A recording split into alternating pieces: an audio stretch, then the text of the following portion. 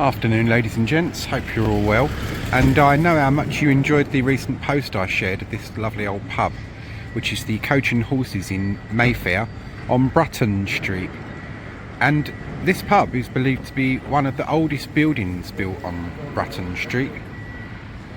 I'll cross us over and then we'll be popping inside in a minute. There's some good information down here on a sign on Bruton Lane. It's a lovely old pub, really is nice. And here we go. Dating from the 1770s, the Coach and Horses is thought to be one of the first properties built on Bruton Street, standing as a handsome establishment steeped in history amongst its more modern neighbours. The Coach and Horses' beautiful exterior and stained glass windows marks this pub out as one that is hard to miss. The pub was once connected at the first floor to another building. However, after its neighbour received considerable damage, the original building had to be pulled down. It was later rebuilt in 1933 for William Younger and Co. Behind the pub lies a mysterious, spooky story which will chill the bones of even the most fearsome of people. In the 18th century, the story goes that a coach was pulled along by 4 horses and was being driven by a ghostly figure. Those who saw this ghost girl told the tale that as the coach came closer to the building, they realised that the driver was headless, and the passengers of this spectral coach were staring through the windows with their dreary skulled faces. Bruton Street in London's Mayfair has something royal about itself. In fact, it is the birthplace of Queen Elizabeth II, Queen of the United Kingdom and Great Britain and Northern Ireland. Born at 17 Bruton Street, Great Britain on the 21st of April 1926.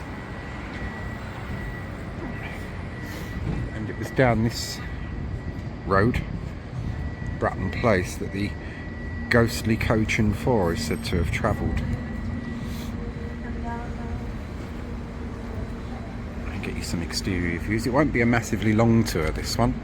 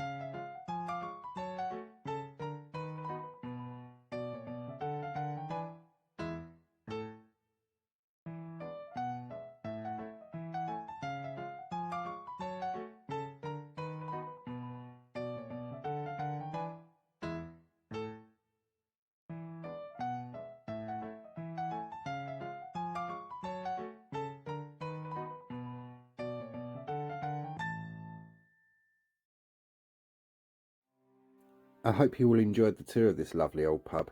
Really do enjoy visiting and sharing places like this. And the earliest image I can find of it is this one here from Tuesday the 17th of September 1940. And you'll see our pub, the Coach and Horses, to the extreme right of this picture. You can just see the edge of the pub. And opposite the pub, of course, you can see here the wartime destruction that rid Bruton Street of some of its old buildings and could have taken this lovely old pub away from us. Thankfully it didn't. There isn't a ton of information about this particular London pub, but it is believed that the pub is named for the ghosts that haunt it, rather than it being an unlikely coincidence that the ghosts so perfectly fit the name. The story goes that since the late 1800s, there have been regular ghost sightings in the area. People claim that a coach pulled by 4 horses could be seen being driven by a phantasmic figure. As the figure approached, passers-by would sometimes scream as they realised he was headless. It is also reported that he sometimes has passengers who have skulls instead of fleshy faces, and that they stare out with empty sunken eyes as they pass by. And here's our pub in the 1970s.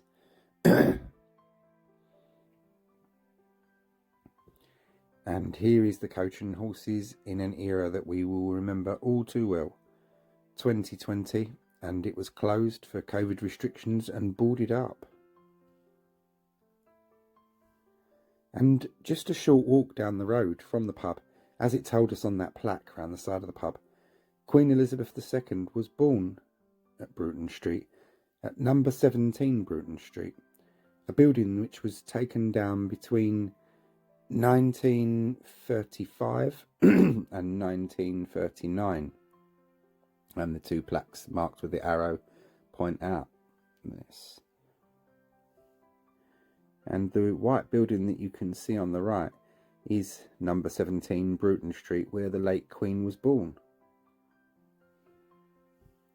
Here's a much clearer image of the house in 1920.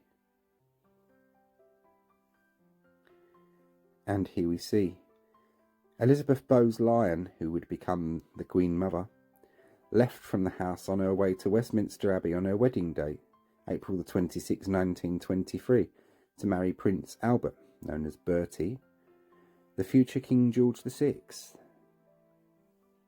And here is a much clearer image of that.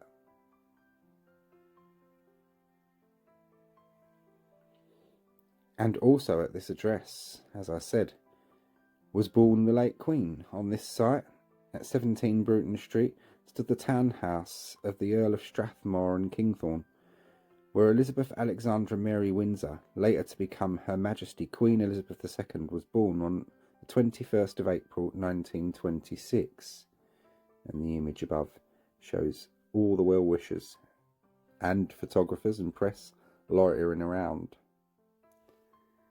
And here's a lovely image as well, the late Queen Mother leaving 17 Bruton Street, and just behind her is a nanny and the late Queen Elizabeth II in the royal christening robe, and she's being taken to her christening on the 29th of May 1926. And after the christening, this lovely image was taken in Buckingham Palace. To the centre you have, of course, the Queen Mother with Queen Elizabeth II. To her left, Queen Mary. Above, you have King George V, and just next to him, the younger man, would be the future King George VI. And here's a lovely letter from the 28th of October 1926 to Lady Strathmore, written by the Queen Mother from Sandringham at Norfolk, and it shows just how happy they were to be at Bruton Street. My darling mother, thank you 1,000 times for the last 2 letters. I am so sorry that poor father has a cold. I do hope he is better now. I wonder when you will be coming south. We leave here tomorrow and return to Bruton Street. I honestly don't know what we would have done without it. The baby is very well and now spends the whole day taking off her shoes and sucking her toes. She is going to be very wicked, and she is very quick, I think. Which, apart from the toe-sucking incidents in later life, of course, describes the Queen very, very, very well. She was very quick-witted. And these are the plaques that mark the site where Queen Elizabeth II was born. Toe sucking in adult life was not the Queen's cup of tea. We had to leave that up to Fergie, didn't we? And here is 17 Bruton Street as it stands today. Hope you all enjoyed the tour, and thank you for watching.